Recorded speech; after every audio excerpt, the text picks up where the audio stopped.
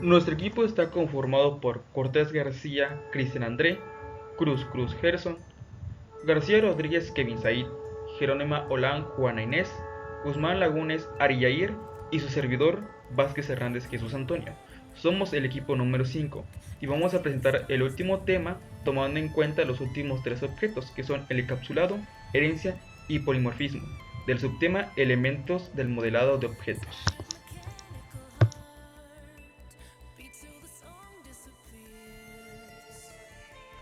Soy Ariel Guzmán Lagunes y me tocó explicarles lo que es la encapsulación.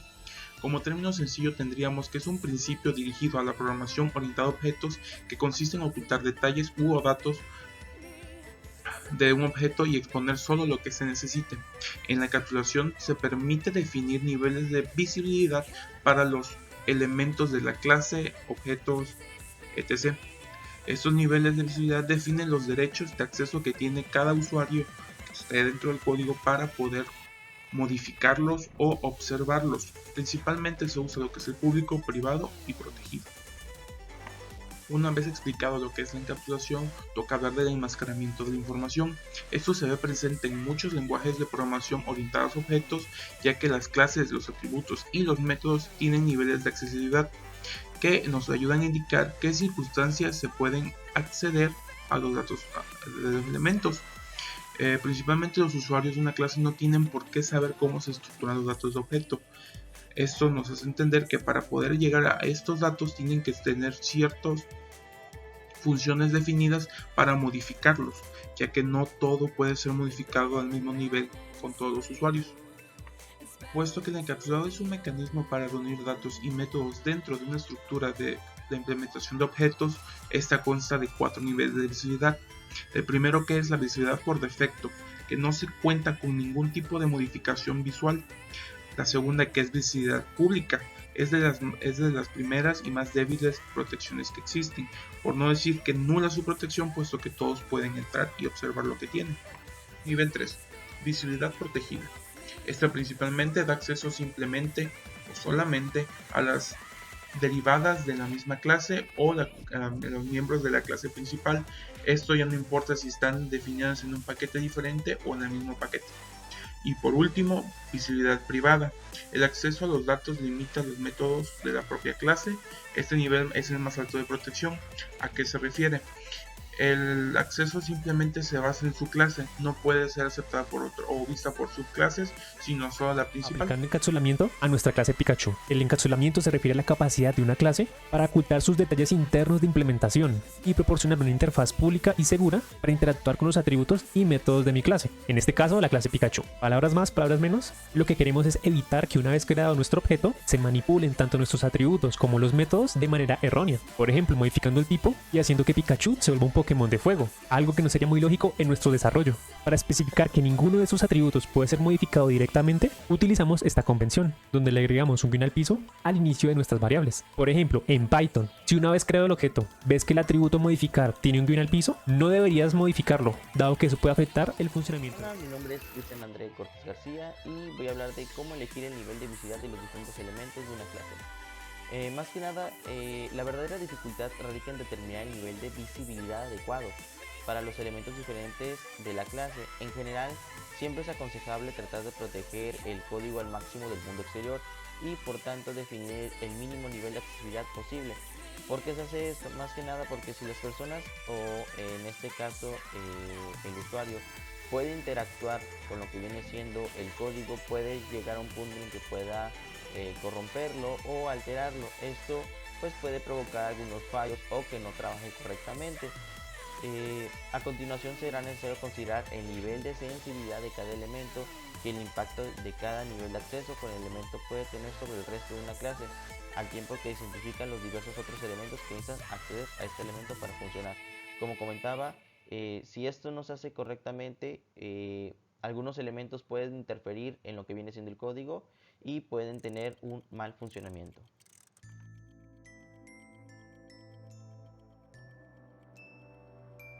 Mi nombre es Cruz Gerson y yo le voy a decir la programación avanzada. Mis compañeros explicaron sobre más del tema, pero yo me voy a enfocar sobre más la herencia, sobre la clase padre, etcétera, ¿no? La herencia es la encapsulación y el polimorfismo, ya que tiene tres características que son principales para la programación a un objeto. ¿Qué es la polimorfismo? Es la presencia de dos o más formas variantes de una secuencia, ya que se especifica más en ADN y que puede producirse entre diferentes personas o poblaciones. La herencia nos permite crear clases que reutilizan o existen y modifican el comportamiento definido en otras clases. La clase padre es la agregación o composición del mecanismo más utilizado para alcanzar algunos de los objetos más preciados en el desarrollo de software. La herencia en programación orientada a objetos. Primeramente, ¿qué es la herencia? La herencia es un proceso en el cual una clase adquiere las propiedades y métodos de otra clase existente. Esta se puede llamar clase padre o superclase. Por ejemplo, la clase padre, en este caso es la mascota en general, y sus clases hijas son las que se puede derivar un perro, un gato o una tortuga. Ahora, ¿cómo distinguimos la herencia en nuestro código? Primeramente, vamos a tener las clases. Y en este ejemplo podemos ver que la clase perro tiene después una palabra extend, la cual nos dice que esta extiende de la clase animal. Cuando hablamos de herencia, nos referimos a una cualidad o característica existente en la programación orientada a objetos que se utiliza para ahorrar tiempo y tener que trabajar mucho menos en la aplicación de códigos. Esta cualidad nos facilita el poder utilizar propiedades ya existentes en el código para reutilizarlos en otra fase del mismo. A la base, que es en donde se le obtienen dichas cualidades, se le llama superclase o clase padre. De esta es donde se derivan las demás subclases, que, como su nombre lo indica, extraen las cualidades ya existentes de este código para no tener que escribirlas nuevamente. A esto se le cabe mencionar también que se le pueden agregar funciones adicionales, lo cual ahorra muchísimo tiempo y le convierte en una herramienta muy útil en el campo de la programación. Bien, para poder entender cómo es la herencia dentro de la programación avanzada orientada a objetos, primero tenemos que entender su conceptualización, es decir, básicamente cómo podemos compararlo. Para esto vamos a utilizar el ejemplo de un vehículo. Un vehículo, por así decirlo, es la superclase en esta jerarquía. ¿Por qué? Porque tiene sus propias características y también sus propios métodos, entre las cuales están el nombre de placa, el color, el modelo, el acelerar, frenar o cambiar de velocidad. Al ser una superclase, de estas se desprenden las subclases o clases hijas.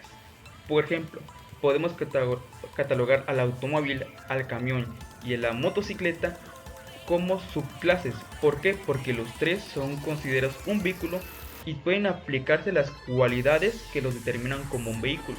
Sin embargo, como podemos observar en la siguiente jerarquía, estas también detonan sus propias características, es decir, podemos modificarlas, podemos alterarlas, aunque su clase padre ya tenga sus características predefinidas, se le pueden anexar más características. Esto nos ayuda, por ejemplo, a poder ahorrar tiempo, porque ya no tenemos que volver a escribir o a volver a definir dichas variables o dichas constantes dentro del código de programación.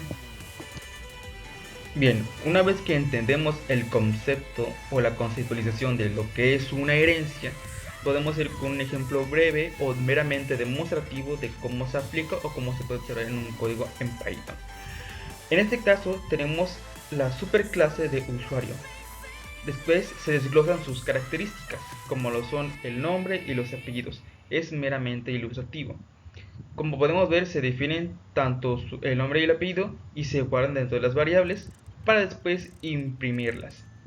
En la subclase ya no tenemos la necesidad de tener que volver a reescribir todo este código, pues solamente se manda a llamar guardándolo en una nueva opción que es class en usuarios premium, a partir de la cual se pueden denotar sus funciones y agregarle las demás.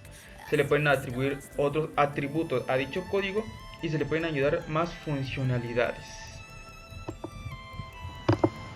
Cabe destacar que en este código, en el apartado de pass, que es la parte final, se le puede decir que es donde se le dirá lo anexado, es decir, la operación extra que nosotros queremos que haga dicho código, pero conservando las cualidades de la superclase, es decir, las funciones ya previamente definidas en el apartado de usuario hasta donde se termina la subclase.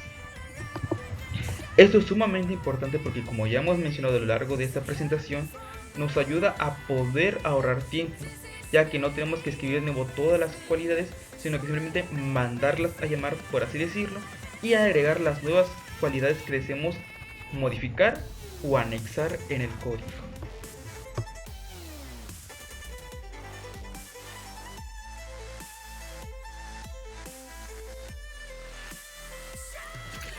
En elementos de modelo de objetos se encuentran encapsulamiento, herencia y poliformismo. En este caso hablaremos de poliformismo, que se refiere a aquellos que cuenta o que puede adoptar múltiples formas. Esta palabra es el origen etimológico de este término, que se puede encontrar en el griego, el cual se conforma por 3 partes de dicha lengua. El primer prefijo es poli, que se traduce como muchos. El segundo es morfo, que equivale a formas, y el tercero es ismo, que es actividades, dando así la palabra en muchas formas de actividades. Dicho esto, es una técnica en la programación orientada a objetos como el que permite que los objetos de diferentes clases respondan al mismo mensaje, pero de diferentes maneras.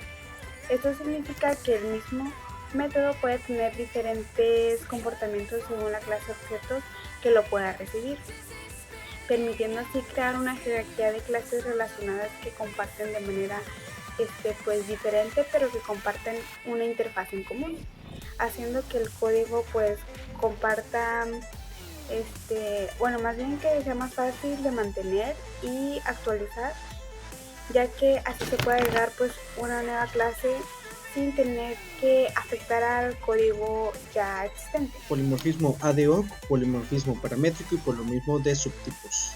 Empezando por el polimorfismo ad hoc, se refiere a las funciones que cambian su comportamiento dependiente del tipo de argumentos que reciben. Esta sobrecarga de métodos o funciones tienen como referencia a varios métodos del mismo nombre, pero con diferentes firmas. En la parte de abajo se muestra unas series de códigos de Python, digamos ya que lo que es algo público, algo referente a lo que sería el polimorfismo. Ahora tenemos lo que sería el polimorfismo paramétrico. El polimorfismo paramétrico permite que las funciones y las clases puedan escribirse de forma genérica, de tal manera que puedan manipular los datos de la misma manera sin importar el tipo. En esos ejemplos tenemos lo que es el código C++. Son los temples, y también tenemos lo que es el Java genérico. El polimorfismo de subtipos es una forma de polisomismo a la cual los subtipos del mismo tipo pueden sustituir el comportamiento de las funciones al ser subtipo con su propia implementación. En este caso, digamos que cada uno de estos llega a tener, digamos, es el tipo inicial. Ese tipo inicial se basa de otros más compuestos, que serían los subtipos que llega a tener. Digamos lo mismo que en este caso, digamos, clase estudiantes, está aquí, número de estudiantes que estamos agregando, el string que sería el nombre, la edad, la dirección y la carrera. Ahí estamos agregando los subtipos que tendría del propio tipo que sería los estudiantes de clase, agregando su número, agregando su nombre, su edad, dirección y carrera. En los atributos estáticos, que en este caso son, y se podría decir que son atributos inherentes a la clase, digamos que no es una instancia de este atributo se puede decir que incrementa su valor en 1. Cada vez que se crea una instancia de esta clase, este atributo, como ya se mencionó, pertenece a la clase y no al objeto. Así que el número de estudiantes será de la clase estudiante y no del objeto de la instancia de como ya habíamos explicado en los atributos anteriores de los tipos y subtipos. En este caso tenemos el clase student, que es el inicio de la programación. Tenemos lo que sería el static y número de los estudiantes, el string nombre y de la edad, el string de la dirección y el string de la carrera. Y aún así, para imprimir lo que sería lo demás, ¿no? Digamos, estudiante el, nuevo estudiante, estudiante 2, estudiante 3. y el sistema de outprint, que es el número de estudiantes que para imprimir. Ahora, platiquemos directamente lo que es la programación orientada a objetos. Se podría decir que este se denomina polimorfismo a la capacidad que estas tienen objetos de clase a responder del mismo mensaje o evento en función de los parámetros utilizados. Dicho de otra forma, el polimorfismo consiste en conseguir que un objeto de una clase se comporte como un objeto de la cualquiera de sus subclases. Como se dijo anteriormente, ¿no? El tipo primero, los subtipos que este tendría. En este caso, la clase y las subclases, dependiendo de la forma de llamar a los métodos de dicha clase o subclases. Este mundo es un tesoro, pero hace tiempo nos dice que nos tenemos que largar. La humanidad nació en este mundo, pero no morirá aquí.